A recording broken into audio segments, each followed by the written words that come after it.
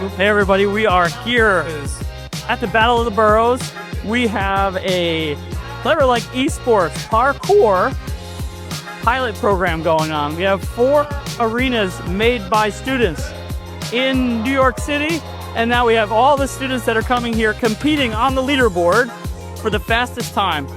And we're looking forward to bringing parkour as a new high score. Okay, I got to go put in a new high score, but this is an exciting new addition to a Minecraft esports program. We're looking forward to doing more of it. So if you have any interest in things like this, make sure to let us. My name is Lisa Choi. I'm a elementary school teacher in Elmer Springs.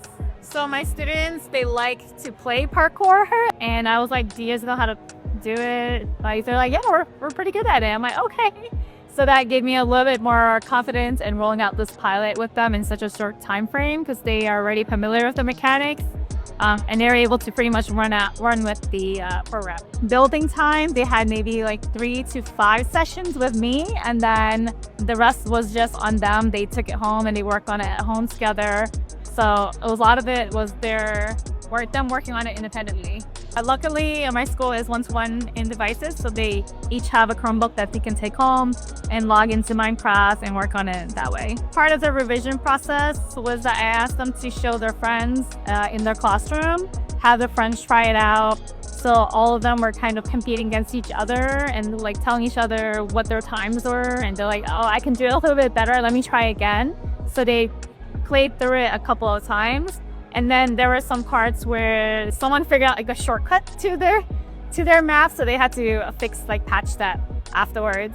I think it really encourages them to be like super creative, make something for others to enjoy. It gives them a sense of purpose, and it really allows them to be as creative as they want. And that I think it gives them a lot of ownership over what they're building. I think it makes them feel more confident in their abilities.